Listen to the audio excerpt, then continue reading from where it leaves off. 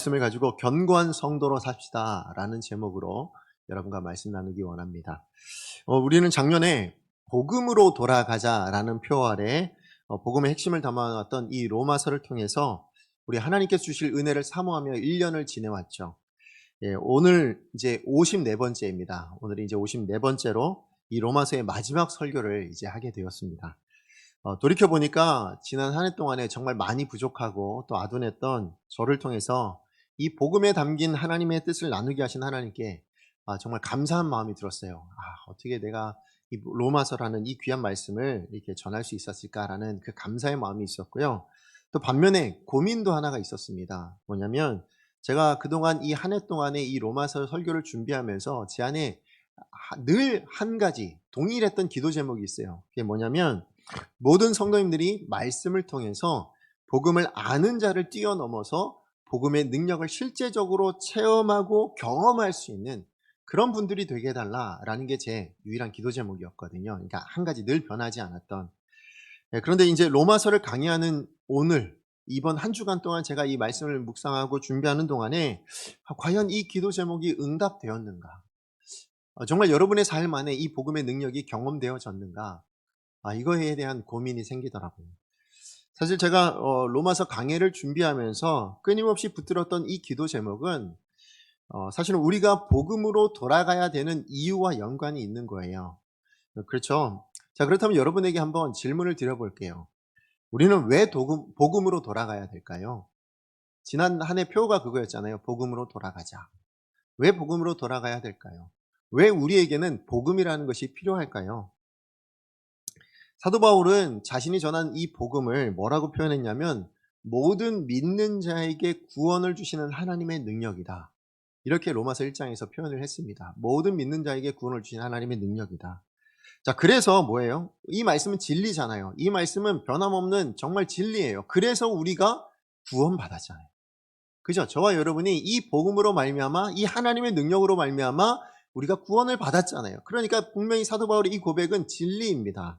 자, 그런데 그렇다면 이 복음으로 말미암아 구원을 이미 받은 우리에게 왜 여전히 복음이라는 게 필요하냐는 거예요. 왜 이 복음이 필요하다면 그렇다면 왜 필요한 것인가? 아마 그 이유는 지난주 설교를 떠올리시면 아마 생각하실 수도 있을 것 같아요. 왜 그럴까요? 무엇 때문일까요? 사람은 복음으로만 변하기 때문에 그래요. 그렇잖아요. 죽었던 우리가 살아나는 것도 복음 때문이고요. 연약했던 우리가 이렇게 조금씩 성장해 나가는 것도 변화되어지는 것도 결국 무엇으로 가능하다고요? 복음으로만 되어지기 때문에 그래서 복음이 필요하다라고 말할 수 있습니다. 성도가 성도다워질 수 있고 교회가 교회다워져서 세상의 빛과 소금의 역할을 감당함으로 하나님의 영광을 드러내는 삶이라는 것은 우리 성도가 그렇게 살아낼 수 있는 것은 복음이 아니고서는 불가능하기 때문에 그렇습니다. 그래서 사도 바울은 로마교회 성도들에게 이 복음의 정수를 담아놓은 로마서를 기록하면서 뭐라고 그 이유를 했는가? 로마서 15장 15절 말씀입니다. 같이 한번 읽어볼까요? 시작. 그러나 내가 너희로 다시 생각나게 하려고 하나님께서 내게 주신 은혜로 말미암아 더욱 담대히 대량 너희에게 썼노니. 아멘. 지금 사도 바울이 이 로마서를 누구에게 썼습니까? 믿지 않는 이방인들에게요? 믿지 않는 유대인들에게요? 아닙니다. 이미 믿어 구원받은, 그래서 교회를 이루고 있는, 그 공동체를 이루고 있는 로마 교회 성도들에게 썼어요. 자, 그런데 무엇 때문에 이 복음을 다시 기록했느냐? 무엇 때문에 우리가 이미 알고 있는, 너희가 이미 배워 알고 있는 이 복음을 다시 너희에게 전하느냐? 무엇 때문이라고 합니까? 너희로 다시 생각나게 하려. 이미 알고 있지만 그러나 다시 한번 생각나게 하려고 그래서 이것을 전했다라고 이야기합니다. 왜 그랬을까요? 성도에게 있어서는 복음이 전부라고 해도 과언이 아니기 때문에 그렇습니다. 지금은 문제 없어 보여도 그런 성도가 있고 그런 교회가 있다 할지라도요, 복음을 언제라도 잃어버리게 된다면, 복음이 그 삶의 기준이 되어지지 않는다면 어떤 문제를 만나도 이상할 게 하나도 없거든요. 어떤 어려움을 당해도 이상할 게 하나도 없거든요.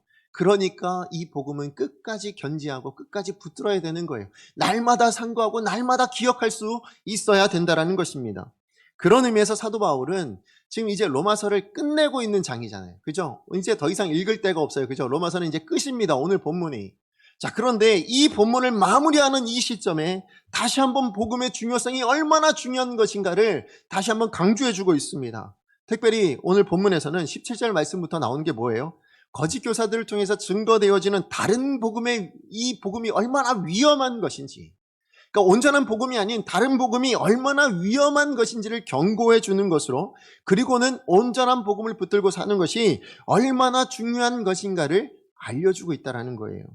그래서 사도 바울은 오늘 본문 말씀을 통해서요, 거짓 교사들에 의한 다른 복음의 특징이 뭔가를 설명해 줘요. 그리고는 온전한 복음이 사도 바울이 전해주고 그들이 이미 배워 알고 있었던 그 온전한 복음의 특징이 무엇인지도 다시 한번 상기시켜주고 있습니다. 자, 그러므로 오늘 저와 여러분은 이 본문 말씀을 통해서 우리 자신을 좀 돌아볼 수 있었으면 좋겠습니다. 무슨 얘기일까요? 지금까지 내가 붙들고 살아오고 있는, 그리고 내 삶의 기준이라고 그렇게 생각하고 있는 이 복음은 어떤 복음이었는지, 혹시 사도 바울이 염려했던 다른 복음의 특징은 없었는지 생각해 볼 수 있어야 된다는 거예요. 그리고 하나님께서 원하시는 성도로서 살아가기 위해서 내가 감당해야 될 그 복음의 내용이 무엇인지를 오늘 시간에 같이 한번 생각해 보기를 원합니다. 자, 우선 사도 바울이 전하는 다른 복음의 특징이 뭐냐? 크게 둘로 나눠볼 수 있어요. 자, 다른 복음의 특징 첫 번째는 뭐냐면요, 교회 안에 분쟁을 일으키고 거치게 한다라는 것입니다. 우리 17절 말씀 같이 한번 읽어보겠습니다. 시작. 형제들아, 내가 너희를 권하노니 너희가 배운 교훈에서 거슬러 분쟁을 일으키거나 거치게 하는 자들을 살피고 그들에게서 떠나라. 아멘. 오늘 말씀에 보니까 너희가 배운 교훈에서 거슬러라고 말씀하고 있어요. 자, 무슨 얘기입니까? 예수 그리스도와 사도로 말미암아서 전달되어진 복음의 내용이 있어요. 그게 온전한 복음이겠죠. 자, 그런데 그 복음과 거슬러지는, 그러니까 반대되어지는 그것을 취하는 어떤 사람들, 그런 반대되는, 이 주님이 알려주시고 사도 바울이 전해줬던 그 복음과 어긋나는 태도를 취하는 그런 사람들이 있었다라는 거예요. 자, 그런데 그런 사람들로 말미암아 일어난 일이 뭐냐는 거예요. 교회 안에 어떤 일들이 일어나요? 그런 사람들이 있었을 때에, 그런 태도를 취했을 때 어떤 일들이 일어나느냐? 분쟁을 일어났다는 거예요. 아니면 다른 성도들이에요. 다른 믿는 다른 성도들에게 뭘 합니까? 거치게 만드는, 다시 얘기해서 성도들이 신앙의 성숙을 막아버리는 그런 일들이 일어나게 되었다라고 말씀하고 있습니다. 여러분, 사도 바울이 로마의 정수를, 로마서의 복음의 정수를 설명하는 1장부터 11장까지를 기록해 놓은 다음에요, 12장부터 15장까지 주장했던 내용을 하나로 이야기하면 뭐라고 얘기할 수 있는지 아십니까? 뭐라고 얘기할 수 있을까요? 복음에 합당하게 살아라, 이건데 그 합당한 모습이 뭐라고 나타나냐면 하나됨이에요. 왜 사도 바울이 지금 이 마지막의 말미를 통해서 우리가 읽는 이 내용을 보면서 왜 사도 바울이 하나됨을 강조했는가를 우리는 알 수 있어요. 예, 교회가 복음을 가지고서 서로 분쟁하고 하나가 되지 못하는데 그 안에 있는 성도가 어떻게 성숙할 수 있느냐, 지금 그 얘기하고 있는 거거든요. 교회가 어떻게 성숙한 교회로 설 수 있겠느냐, 그 얘기하고 있는 거예요. 그렇기 때문에 사도 바울은 12장에서 우리 간략하게 얘기해보면 뭡니까? 교회는 그리스도 안에서 한 몸이다라는 걸 강조해요. 그리고는 서로 사랑하고 서로 우애하고 서로 존경하라고 그렇게 권면하고 있는 게 12장 내용이었어요. 13장에는 어떤 내용이 있습니까? 사랑의 빛 외에는 다른 빛을 지지 말래요. 그러면서 뭐라고 얘기하냐면 사랑이라는 것은 이웃에게, 그 이웃의 범위가 어디예요? 그냥 우리 세상에 있는 주변에 있는 이웃 정도가 아니라 사실 우리 주변에 지금 옆에 있는 형제 자매, 우리 성도가 다 이웃이잖아요. 그 이웃을 향하여 악을 행하지 않는 게 뭐라고요? 그게 사랑이다. 지금 그렇게 말씀하고 있거든요. 또 14장에서 우리 15장까지 내용은 무엇이었습니까? 믿음이 연약한 자를 믿음이 강한 자가 받아줘야 돼. 그 이야기를 하고 그 다음에 또 뭐라고 얘기합니까? 그것뿐만 아니라 서로도 받아줄 수 있어야 돼. 믿음이 연약한 자도 믿음이 강한 자의 뜻을 받아줄 수 있어야 되고, 믿음이 강한 자는 연약한 자를 품어줄 수 있어야 돼. 그렇게 이야기합니다. 그리고 마지막에 뭐라고 얘기합니까? 형제의 발 앞에 거치는 것 두지 마라. 신앙생활 하면서 내 옆에 있는 형제 발 앞에 거치는 것을 두어선 곤란하다. 그렇게 말하고 있었어요. 그러니까 사도 바울은 이 복음의 진수가 무엇인지를 1장부터 11장까지 알려준 이후에 그 다음 뭐라고 얘기합니까? 교회는 마땅히 그 복음으로 말미암아 온전하게 하나됨을 이루어야 된다. 그렇게 말씀하고 있는 것입니다. 그래서 사도 바울도 어떻게 살았다고 자기가 간증합니까? 지금 내가 무엇을 계획하고 있다고 얘기해요? 서바나로 가는 게 내 일생의 꿈이었는데 지금 내가 이제 이 모든 전도 여행을 마치고 이제 서바나로 복음을 증거하러 가야 되는데 나 그거 뒤로 미루었다고 얘기합니다. 왜 미루었습니까? 더 중요한 게 있거든요. 뭐가 더 중요해요? 예루살렘 교회와 이방인 교회가 하나 되어지는 걸 내가 봐야 된다. 그걸 봐야 되니까 그래서 내가 이 복음에 이방인들이 거둬준 연보 이게 뭐라고 얘기했습니까? 코이노니아. 이 코이노니아를 이루어지는 걸 내가 봐야 되니까 내가 직접 들고 예루살렘 교회로 간다라고까지 하지 않습니다. 그러니까 구체적으로 그 삶을 살아냈다는 것입니다. 맞아요. 교회의 하나됨은 하나님께서 원하시는 바예요. 사도 바울이 그토록 염원했던 바입니다. 그런데 다만 이 사도 바울의 이야기일 뿐만 아니라 오늘 이 땅에 오신 예수님의 뜻이기도 했어요. 이 교회의 하나됨은. 그래서 여러분, 예수님께서 십자가를 지시기 전에 마지막으로 기도했던 내용이 나오는데 그게 요한복음 17장에 나와요. 자, 근데 이 요한복음 17장에 특별히 또 그 중에서도 우리들을 위해서, 우리 성도들을 위해서 기도하신 부분이 나오는데 그게 요한복음 17장 22절 내용입니다. 같이 한번 읽어보겠습니다. 시작. 내게 주신 영광을 내가 그들에게 주었사오니 이는 이는 우리가 하나 된 것 같이 그들도 하나 되게 하려 하심이라. 함이니라. 아멘. 오늘 말씀 뭐라고 얘기합니까? 우리가 하나 된 것 같이. 여기서 우리가 누구예요? 하나님이에요. 삼위 하나님이 서로 하나 되어져서 서로 사랑하고 서로 나뉘지 않는 그 하나됨을 이룬 것 같이 누구도요? 그들도. 여기서 그들이 누구예요? 예수 그리스도로 말미암아 구원받은 사람들. 예수 그리스도로 말미암아 한 몸 이루어진 이 교회 공동체 안에 있는 모든 성도님들, 그들도 하나 되게 하려 함이라. 지금 그렇게 고백하고 있어요.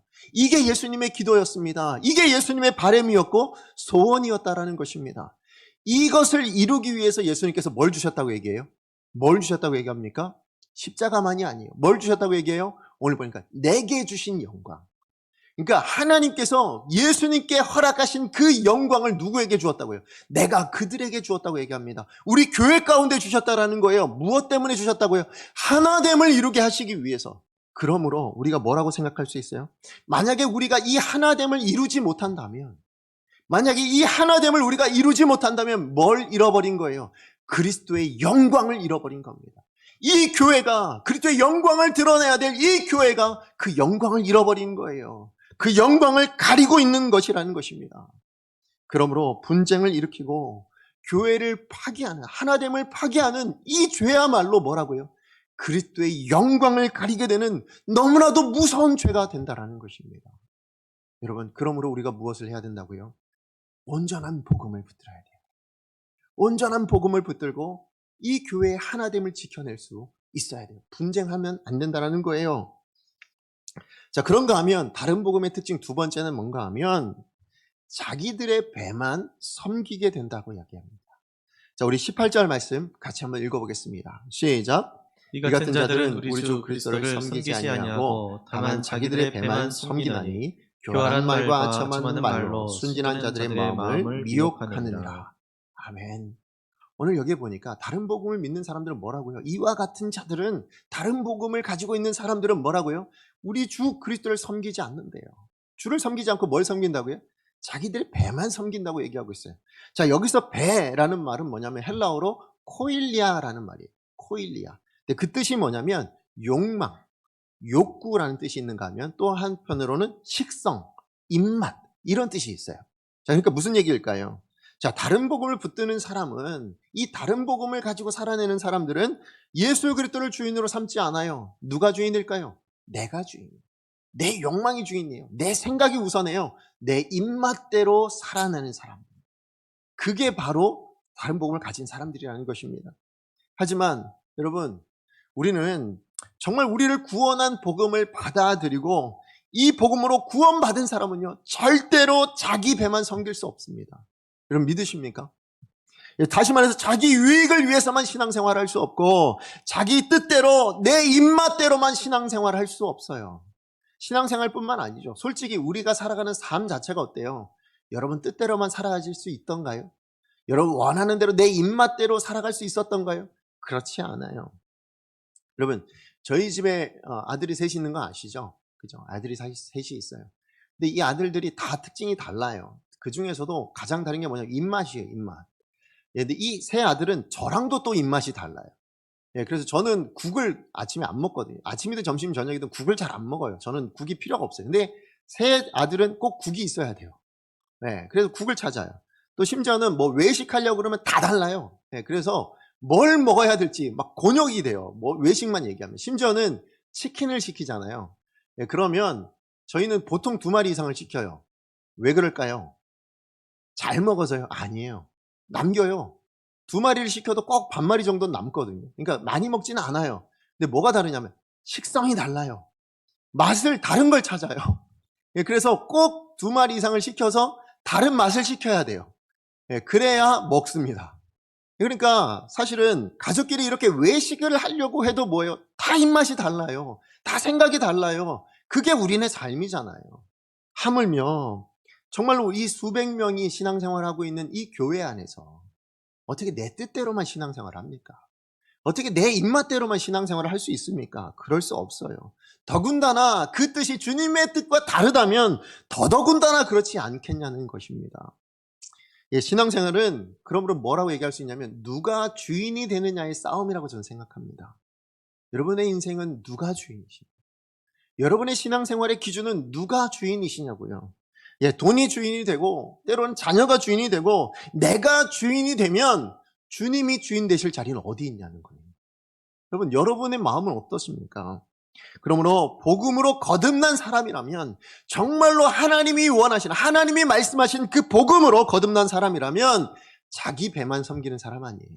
내 뜻대로 신앙생활하는 사람 아니에요. 예, 내가 원하는 데의 입맛대로만 신앙생활하는 것이 아니라 오직 예수 그리스도만 섬기는 자인 줄로 믿습니다.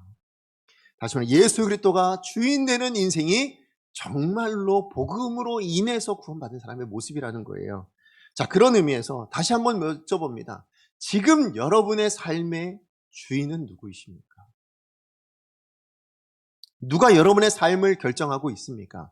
누가 여러분의 생각과 말과 행동을 결정하게 하고 있습니까? 여러분, 여호수아가 죽기 전에 남긴 말씀이 있습니다. 여호수아 24장 15절 말씀이거든요. 같이 한번 읽어볼까요? 시작. 만일 여호와를 섬기는 것이 너희에게 좋지 않게 보이거든 너희 너희 조상들이 조상들이 강 저쪽에서 섬기던 신들이든지 또는 너희가 거주하는 땅에 있는 아모리 족속의 신들이든지 너희가 섬길 자를 오늘 택하라. 오직 나와 내 집은 여호와를 섬기겠노라 하니. 아멘. 저는 오늘 여러분에게도 같은 이 말씀을 가지고 여러분에게 여쭤보고 싶습니다. 오늘 여러분이 섬길 자를 선택하십시오. 오늘 이 시간에 여러분이 누구를 섬길지를 선택하십시오. 그러나 저는 바라기는 여호수아와 같이 담대하게 선언할 수 있었으면 좋겠습니다. 오직 나와 내 집은 여호와만, 오직 나와 내 집은 주 예수 그리스도만 섬기겠습니다. 이 결단이 있고 이 고백이 있는 이 시간이 되어지기를 간절히 축복합니다. 자, 그런가 하면 사도 바울이 전하는 온전한 복음의 특징이 있어요. 자, 온전한 복음의 특징, 그것은 뭐냐면 그것도 2가지로 나눠볼 수 있는데, 자, 첫 번째 뭐냐면요, 말씀대로 믿어 순종하게 한다라는 거예요. 말씀대로 믿어 순종하게 한다. 26절 말씀 같이 한번 읽어보겠습니다. 시작. 이제는 나타내신 바 되었으며 영원하신 하나님의 명을 따라 선지자들의 글로 말미암아 모든 민족이 믿어 순종하게 하시려고 알게 하신 바 그 신비의 계시를 따라 된 것이니 이 복음으로 너희를 능히 견고하게 하실. 아멘. 오늘 본문에서는 복음의 분명한 목표가 나오고 있죠. 복음을 왜 주셨는지, 무엇 때문에 우리에게 알게 해 주셨는지에 대해서 이야기를 하고 있습니다. 뭐라고 얘기합니까? 모든 민족이 어떤 민족이 아니에요. 어떤 사람이 아니에요. 믿는 사람이라면 누구나 할 것 없이 모든 민족이 믿는 거예요. 그리고 뭐 하는 거라고요? 순종하게 하는 거예요. 무엇을 믿을까요? 복음이요. 복음이 무엇입니까? 하나님의 말씀이요. 예수 그리스도가 전해주신 말씀 아닙니까? 이 말씀을 믿어 순종하게 하는 것, 이게 복음의 목표라는 거예요. 하나님이 우리 가운데 복음을 주신 이유라고 이야기하고 있습니다. 그러니까 복음, 예수 그리스도의 십자가로 말미암는 그 신비의 계시, 그 말씀들이 우리에게 알려진 이유는 모든 민족이 믿어 순종하게 하기 위함이라. 그렇기 때문에 온전한 복음이라는 건 뭐예요? 우리로 하나님에 대한 믿음을 갖게 합니다. 하나님의 말씀에 대한 믿음을 가지게 해요. 그래서 그 믿음이 뭘 나타나게 한다고요? 그 하나님과 그 말씀 앞에 순종하게 만든다. 그렇게 이야기하고 있는 것입니다. 결국은 순종이란 건 뭐라고 얘기할 수 있어요? 믿음에 대한 열매인 거예요. 믿음이 열매로 나타나야 된다는 거예요.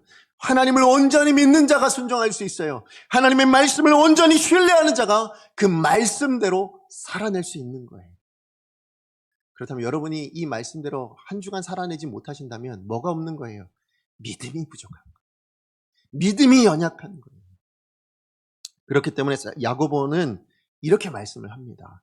우리 야고보서 2장 17절에서 19절 말씀이요. 같이 한번 읽어보겠습니다. 시작. 이와 같이 행함이 없는 믿음은 그 자체가 죽은 것이라. 어떤 사람 말하기를 너는 믿음이 있고 나는 행함이 있으니 행함이 없는 내 믿음을 내게 보이라. 나는 행함으로 내 믿음을 내게 보이리라 하리라. 내가 하나님은 한 분이신 줄 믿느냐? 잘하는도다. 귀신들도 믿고 떠드느니라.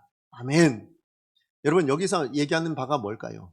믿음은 눈에 보이지 않는다라는 거예요. 그렇죠. 믿음은 보이지 않아요. 우리 내면에 있으니까. 믿음이 어떻게 보이겠습니까?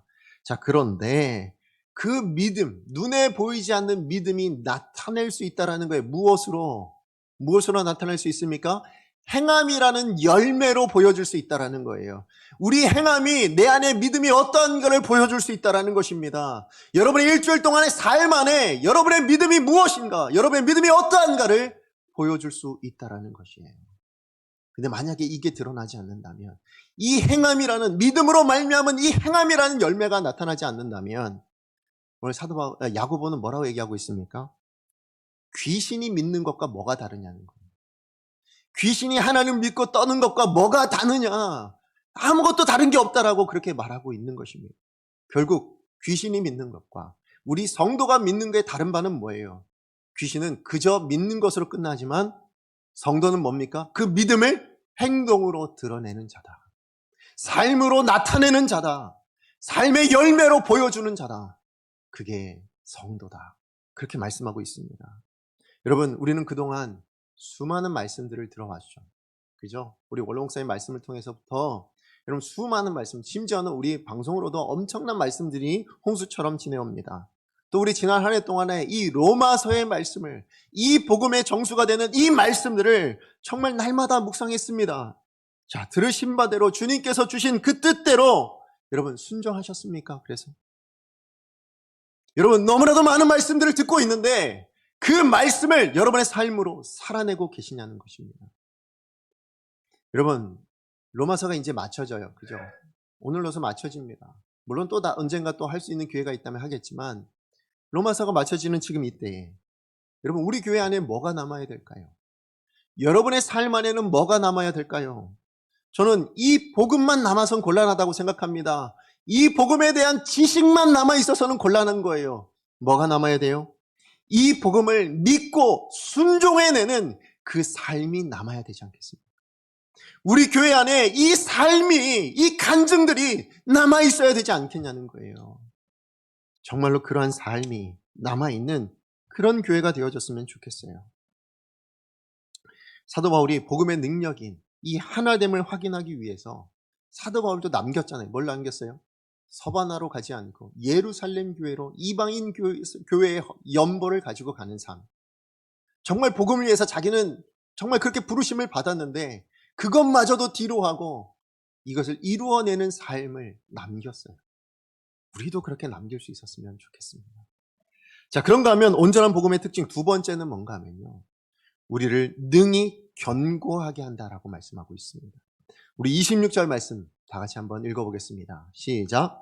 이제는 나타내신 바 되었으며 영원하신 하나님의 명을 따라 선지자들의 글로 말미암아 모든 민족이 믿어 순종하게 하시려고 알게 하신 바 그 신비의 계시를 따라 된 것이니 이 복음으로 너희를 능히 견고하게 하실. 아멘. 이 견고하게 하실 다음에 누가 나오냐면 하나님이 나와요. 하나님이 나옵니다. 그러니까 우리를 견고하게 하실 건 하나님이시지만 그 하나님이 무엇을 가지고 견고하게 하시냐는 거예요. 무엇을 가지고 견고하게 하신다고요? 이 복음으로 우리를 견고하게 하신다라고 그렇게 말씀하고 있어요. 여러분, 사실은 우리 복음하면 여기서 뭐가 떠오르냐면 이 복음으로 너희를 능히 구원하게 하실, 이렇게 써야 될 것 같은데, 그렇죠? 이 복음으로 너희를 능히 구원하게 하실 하나님, 이렇게 이야기해야 될 것 같은데, 그렇지 않고 사도 바울은 오늘 뭐라고 기록하고 있습니까? 이 복음으로 너희를 능히 견고하게 하실, 결국 이 복음의 목적은 뭐라는 거예요? 다만 우리를 구원하는 게 목적이 아니라, 하나님이 이 복음을 우리 가운데 허락하신 이유는 다만 우리로 이 복음을 믿어 구원하는 정도가 아니라 뭐가 돼야 된다고요? 그 복음을 가지고 견고한 삶을 살아내는 것, 견고한 성도가 되어지는 것, 이게 바로 하나님이 이 복음을 우리 가운데 허락하신 이유이자 목적이다라고 말씀하고 있는 것입니다. 그러니까 복음은 단순히 우리를 구원하기 위해서만 존재하는 게 아니에요. 우리가 하나님의 사람답게, 우리 매일매일을 하나님의 백성답게, 하나님의 군사답게 그렇게 서기 위해서 이 복음은 필요한 것이라는 것입니다. 여러분, 왜 그럴까요? 왜 우리 매일매일에 이 복음이 필요할까요? 그것은 오늘 말씀을 통해서 보자면 교회 안에서뿐만 아니라 세상 안에서도 끊임없이 우리를 미혹하고 있는 것들이 있어서 그래요. 자, 우리 18절 말씀 다시 한번 읽어볼까요? 시작. 이 같은 자들은 우리 주 그리스도를 섬기지 아니하고 다만 자기들의 배만 섬기나니 교활한 말과 아첨하는 말로 순진한 자들의 마음을 미혹하느니라. 아멘. 순진한 자들의 마음을 끊임없이 미혹하고 있는 것들이 있어요. 미혹하는 사람들이 있다고 지금 여긴 이야기하지만, 제가 왜 미혹하는 사람만을 이야기하지 않냐면, 사실은 어떤 사람, 외부에 있는 어떤 다른 사람이 여러분 마음만 미혹하는 게 아니에요. 솔직해져 봅시다. 여러분의 내면을 한번 들여다보세요. 여러분 마음 안에서 끊임없이 이런 욕구가 일어나지 않습니까? 끊임없이 내 뜻대로 살고 싶어지고, 내 마음대로 살고 싶어지고, 불순종하며 그냥 내가 원하는 대로 내 입맛대로 신앙생활 하고 싶어지는, 또 나뉘어지고 싸우고 싶은, 시기하고 싶은, 사랑하고 싶지 않은 그런 마음들이 여러분 안에서 끊임없이 나오고 있지 않아요? 그러니까 외부 사람만의 문제는 아니에요. 바로 우리 모두의 내면 안에 일어나는 문제들인 거예요. 근데 그 이유는 있어요. 뭘까요? 그게 바로 사단 때문입니다. 우리 마음 안에 내면을 끊임없이 공격하고 있는 이 사단의 역사가, 이 사단의 미혹이 끊임없이 우리 안에 일어나고 있기 때문에 그런 거예요. 그래서 성숙한 성도는요, 저는 솔직하게 말씀드려서 순진한 것만이 좋은 것 같지는 않다라는 생각이 들었어요. 왜 그럴까요? 순진한 게 나쁜 건 아니잖아요. 그렇죠? 순진하면 좋다라고 분이 보통 느끼지만, 그러나 신앙생활에 있어서는 좋지 않은 결과를 낳을 때도 있어요. 오늘 본문 말씀을 보니까 사단의 표적이 되는 거, 거짓 교사들의 표적이 되는 사람들이 누구입니까? 순진한 자들이라고 얘기하고 있어요. 순진한 자들. 그러니까 어떤 의미냐면, 누가 뭐라고 얘기하면 아 그래? 진짜 그런 거야? 저렇게 얘기하면 아 또 그런 거야? 아 그게 아니었어? 이런 거였어? 이렇게 하고 자꾸 이리 휘둘리고 저리 휘둘리는 갈대와 같은 그런 모습들을 가진 사람, 그게 순진한 자들이 겪어야 되는 모습들이라고 얘기하고 있는 거예요. 그런 의미의 사도 바울은 19절에 아주 중요한 말씀을 하고 있습니다. 우리 19절 말씀 같이 한번 읽어보겠습니다. 시작. 너희의 순종함이 모든 사람에게 들리는지라. 그러므로 내가 너희로 말미암아 기뻐하노니 너희가 선한 데는 지혜롭고 악한 데는 미련하기를 원하노라. 아멘. 여러분, 순진한 사람들이 진짜 순종을 잘하죠. 그죠? 맞아요. 순진한 사람들이요, 순진해야. 우리 아이들도 뭐예요? 순진한 아이들이 뭐예요? 엄마가 말하면 잘 들어요. 이 머리가 조금 컸다 그러면 뭐가 돼요? 이제 말 잘 안 들으려고 합니다.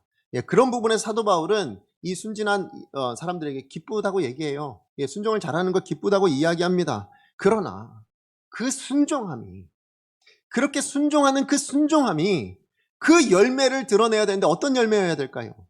하나님의 영광이어야 되지 않겠습니까?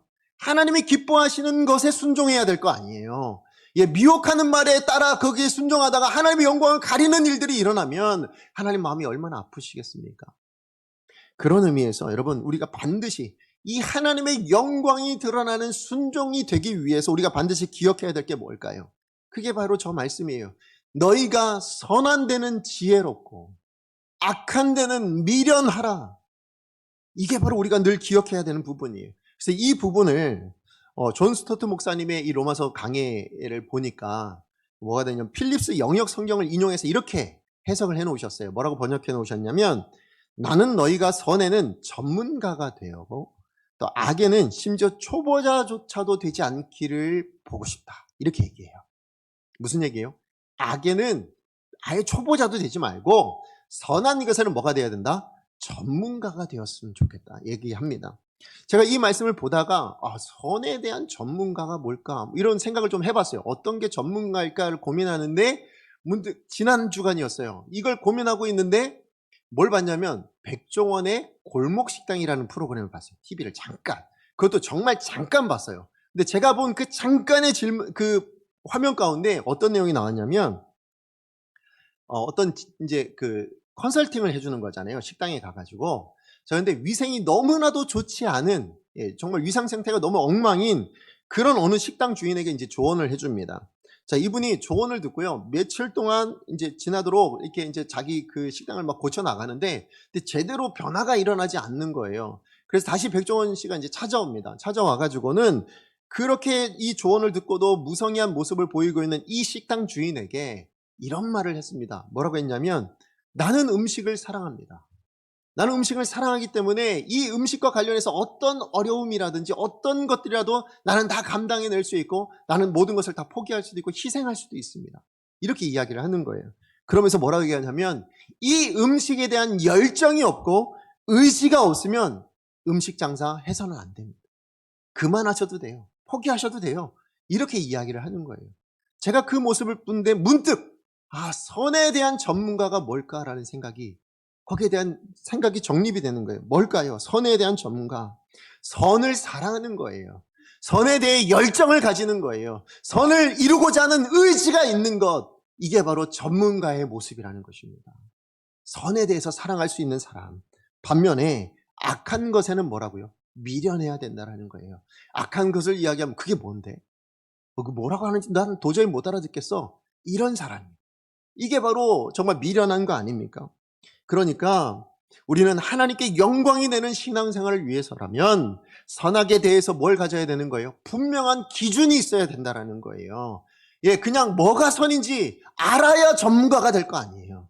뭐가 악한 것인지 알아야 미련해질 수 있는 거 아닙니까? 그죠? 이것을 나눌 수 있는 분명한 신앙의 기준을 가지는 것, 이게 너무나도 중요하다라는 것입니다. 그런 의미에서 사도 바울은 하나님께서 뭐라고 얘기해요? 사도 바울을 통해서 견고한 성도가 되기를 권면하고 그 견고한 성도가 되는 방법으로 뭘 주셨다고요? 복음을 주셨다라고 그렇게 이야기하고 있는 거예요. 그러므로 여러분 바라기는 여러분 모두가요. 오늘 말씀 듣는 이 자리에 함께 우리 모두 또 그 가정에서 지금 설교를 듣고 있는 우리 모든 성도님들이요. 복음으로 무장하셨으면 좋겠어요. 복음으로 무장하세요. 매일매일 여러분 복음을 가지고 먹고 복음을 매일매일 이렇게 가지시는 저런 묵상하시는 그런 저와 여러분이 되셨으면 좋겠어요. 그런 의미에서 저 이번에 여러분에게 한 가지 권고를 드립니다. 우리 3월 달부터 뭐가 시작돼요? 훈련이 시작돼요. 그죠? 4가지 훈련이 시작이 됩니다. 여러분 이 훈련에 다 같이 참여하세요. 이 훈련에 다 같이 동참하세요. 왜요? 우리가 복음으로 훈련받아야 되는데 여러분 자녀들 왜 학교 공부 시키세요?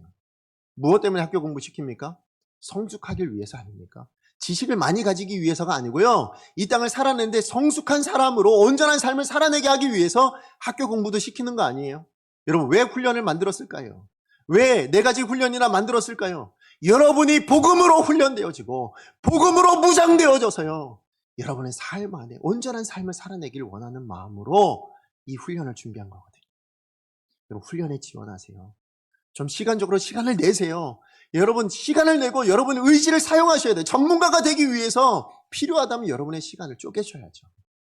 그렇게 해서 훈련에 참여하신다면 이 훈련을 통해서 우리 모두가 복음으로 무장되어지고 말씀으로 무장되어진다면 하나님은 우리를 위해 역사하시는 하나님 되실걸요. 여러분의 삶 가운데 함께 하시는 견고케 하시는 그 은혜를 부어주실 줄로 믿습니다. 그게 20절이에요. 우리 20절 말씀 같이 한번 읽어보겠습니다. 시작. 평강의 하나님께서 속히 사단을 너희 발 아래서 상하게 하시리라. 우리 주 예수의 은혜가 너희에게 있을지어다. 아멘. 누가 우리를 미혹합니까? 사단이요. 사람을 통해서든지 우리 내면을 통해서든지 사단이 끊임없이 미혹하는데 뭐라고 얘기하고 있습니까? 우리가 복음으로 무장되어진다면 평강의 하나님이 하나님의 자녀를 해하려고 하는 이 사탄을 우리 발 아래 두신대요. 그리고 뭐 어떻게 하신다고요? 상하게 만드신대요. 여러분, 상하다라는 이 말이 그저 어디 조금 다치고 아니면 조금 아프고 이 정도가 아니에요. 헬라 원어는 뭐냐면 산산조각 낸다, 이런 의미가 있어요. 산산조각 낸다. 무슨 의미입니까? 예수 그리스도, 우리가 복음으로 무장되어지면 평강의 하나님이 사단을 우리 발 아래 두고 산산조각 내주시겠다고 그렇게 말씀하시는 거예요. 이걸 이루시기 위해서 우리가 뭘 주십니까? 우리 주 예수의 은혜를 주시겠다고 얘기하는 거예요. 이걸 이루시기 위해서 십자가에 달리신 그 예수 그리스도의 은혜를 우리 가운데 부어주시겠다고 그렇게 약속하고 있는 것입니다. 여러분, 평강의 하나님이 우리에게 정말 미혹되는 삶이 아니라 정말 이런 은혜를 주시겠다고 얘기하고 있고 이런 약속을 주시고 계시는데요. 이 말씀을 우리 가운데 허락하셨는데 우리가 사탄의 교환한 말, 이 아첨하는 말에 미혹되는 삶을 살아서 되겠습니까? 그래서 안 되겠죠. 오히려 사단의 모든 계계와 견고한 진들을 파하고 승리하는 견고한 성도가 되어야 되지 않겠냐는 것입니다. 어떻게 하면 되겠습니까? 어떻게 하면 된다고요? 복음으로 무장하면 되는 거예요. 아무리 연약한 사람이라 할지라도 능히 견고하게 해주시는, 능히 견고하게 해주시는 이 하나님의 복음, 이 예수 그리스도의 복음으로 무장되어지면, 그것을 믿고 순종하는 사람이 되어지면 하나님께서 이런 은혜를 허락해 주실 줄로 믿습니다. 말씀의 결론을 맺습니다. 지금 여러분이 붙든 복음은, 지금 여러분이 알고 있는 그 복음은 여러분의 삶 안에 어떤 열매를 맺게 하고 있습니까? 여러분은 어떤 열매를 맺는 삶을 지금까지 살아오셨습니까? 사도 바울이 우려하고 있는 이 다른 복음의 열매를 맺고 계신 건 아닙니까? 다른 사람을 거치게 하고 신앙의 성숙을 막고 있고 분쟁하고 있고 내 뜻대로 내 유익만 생각하고 내 이익만 생각하고 내 입맛대로만 그렇게 신앙생활 하려는 그런 열매들만 여러분이 맺고 있는 것은 아닙니까? 아니면 어떤 어려움에도 흔들림 없이 하나됨을 지켜내는 이 견고한 신앙을 가지고 있는, 그리고 이 복음대로 믿어 순종하는 그런 삶의 열매를 맺고 계시는가요? 로마서를 끝내는 지금 이제 로마서 강해를 여러분 이렇게 한번 들었다고 우리가 다 알게 되고 뭐 복음에 대해서 전부 다 알았고 그래서 이제 우리는 다 변화되었습니다, 이렇게 말할 수는 없을 것입니다. 그렇기 때문에 우리는 뭘 해야 될까요? 날마다 이 복음을 묵상하시기를 소망합니다. 매일매일 이 복음을 되뇌이셨으면 좋겠어요. 다시 상고하고 또 상고하고 또 읽어보고 또 들어보고, 뿐만 아니라 그렇게 해서 우리 삶을 매일매일 이 복음의 뜻대로 살아내기 시작하신다면 하나님이 어떻게 하실까요? 여러분의 삶을 견고케 해주실 줄로 믿습니다. 그 어떤 어려움 가운데서도 능히 든든히 서는 저와 여러분의 삶이 될 줄로 믿습니다. 그럼 복음은 우리가 복음을 처음 들었을 때나 아니면 뭐 작년에 들었던 복음이거나 아니면 오늘 들은 복음이거나 복음은 다 똑같죠. 그러나 그 복음은 뭐예요? 언제나 우리를 견고하게 세워주는 하나님의 능력됨을 여러분 믿으시기 바랍니다. 복음은 똑같아도 하나님의 능력이에요. 그러므로 그 믿는 바대로 이 복음에 합당한 삶으로 순종하며 살아가시는 저와 여러분 되시기를 바랍니다. 이 길만이 복된 길이에요. 이 길만이 여러분의 삶을 행복하게 만들 수 있는, 정말 하나님의 영광이 되어지는 온전한 유일한 길이 될 줄로 믿습니다. 우리 말씀을 생각하면서 함께 찬양했으면 좋겠습니다. 우리 오늘 찬양할 곡은요, 찬송가입니다. 찬송가 449장이에요. 여러분, 오늘 찬송 가사가 이래요. 예수 따라가며 복음 순종하면 우리 행할 길 환하겠네. 여러분의 삶의 길이 환해진답니다. 어둡지 않아요. 더 이상 사망의 음침한 골짜기와 같지 않을 거라 얘기합니다.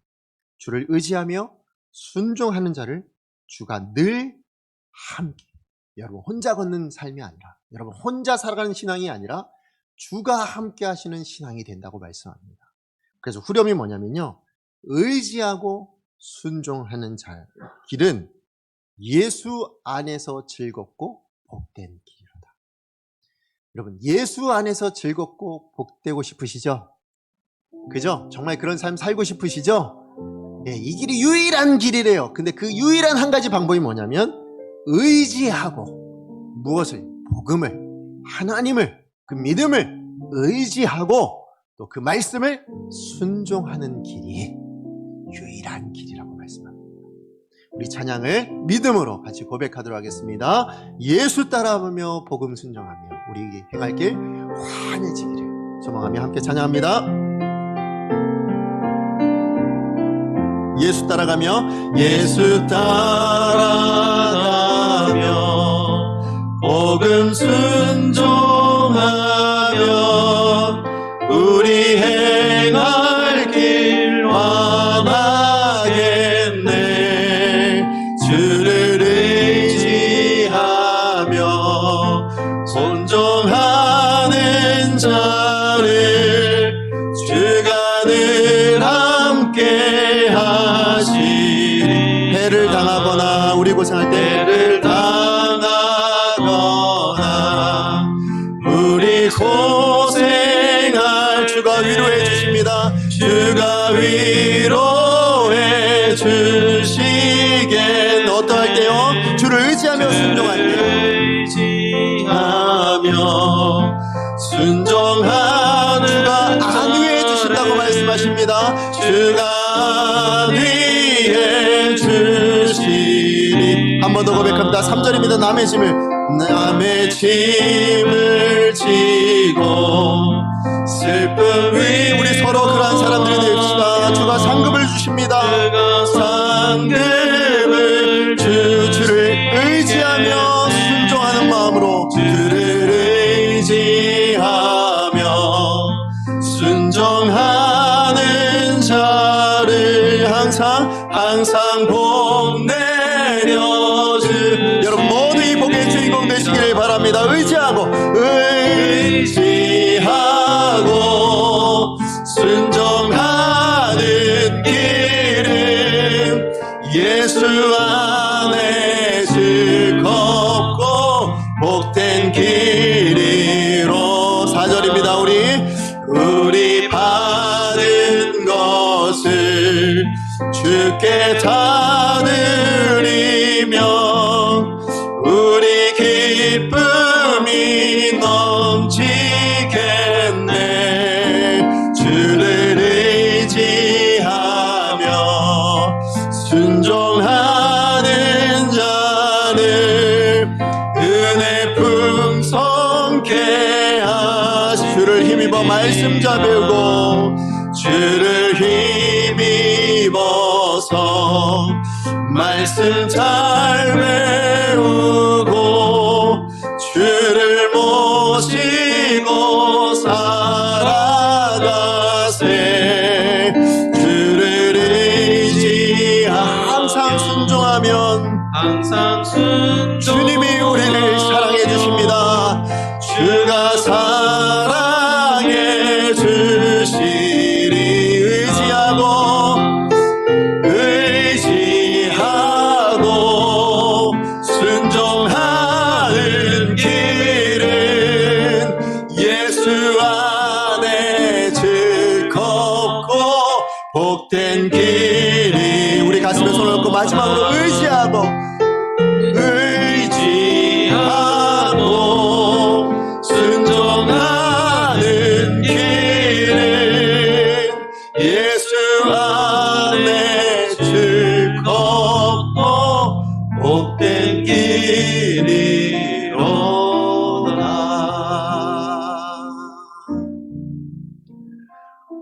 우리 시간에 기도할 때요, 정말 소원이 있습니다. 오늘 이 찬양의 가사가 여러분의 삶 안에 나타났으면 좋겠어요. 여러분의 삶이 이 찬양과 같았으면 좋겠습니다. 의지하고 순종하는 삶을 통해서 예수 안에 즐겁고 복된 인생, 우리 강석교회 모든 예배하는 모든 성도님들의 삶이시기를 간절히 축복합니다. 어떻게 하면 된다고요? 의지하고 순종하는 길을 걸어가는 사람. 복음을 우리가 믿고 그것을 의지하여 순종하는 사람, 그 복음을 살아내는 사람, 그 사람만이 예수 안에 즐겁고 복된 인생 되게 해주신다고 말씀하고 있잖아요. 하나님, 우리 시간에 기도할 때요, 내가 그 인생 되게 해주세요. 내가 바로 그 인생 되게 해주세요. 우리 교회가 그런 교회가 되게 해주세요. 그러므로 나와 우리 교회가 붙들 수 있는 거 하나, 복음 붙들게 해주세요. 이 복음에 합당하게 살아갈 수 있게 해주세요. 다른 복음 받지 않고, 다른 복음의 특징 내세우지 않고, 주님이 가르쳐 주신 복음, 그 복음대로 살아낼 수 있는 내가 되어서 오늘 이 찬양의 가사처럼 예수 안에 즐겁고 복된 인생 되게 하여 주시옵소서. 주여 은혜를 주옵소서. 우리 한번 주의 하나님 앞에 기도합니다. 주여 은혜를 주옵소서. 한 시간 주 앞에 기도하며 나아갑니다. 그렇습니다. 오늘 우리에게 허락하신 그 은혜가 무엇인지를 다시 한번 깨닫고 알게 해주신 하나님께 감사와 영광을 올려드립니다. 이 하나님, 우리 성도님 모두가 정말 이 찬양의 가사와 같은 그런 삶을 살았으면 좋겠습니다. 하나님, 예수 따라가며 복음 순종하는 삶을 통해서 우리 성도님의 행할 길이 환해졌으면 좋겠습니다. 이 어두운 시대에 빛이 되어지는 삶을 살아낼 수 있는 우리 성도님들이 되었으면 좋겠습니다. 하나님, 이 어렵고 힘든 때에 주가 위로해 주시는 인생 되었으면 좋겠습니다. 주가 안위해 주시는 인생 되었으면 좋겠습니다. 하나님, 우리 모두가 서로의 짐을 지고 서로 슬픔을 위로하며 살아감으로 말미암아 하나님의 상급을 누릴 수 있는 그런 우리 교회가 되어줄 수 있기를 원합니다. 하나님, 그 길은 주의 말씀을 의지하고 우리 하나님을 믿어 순종하는 길밖에 없습니다. 주님, 우리 강석의 모든 성도님들 한 분 한 분이 바로 이러한 길을 걸어갈 수 있도록 주여 역사하여 주시옵소서. 하나님, 우리 로마서를 이제 마쳤습니다. 하나님, 복음을 우리가 알고 우리 이미 알고 있는 이 복음을 다시 살아내야 될 책임이 있는 자들임을 다시 한번 말씀해 주셨습니다.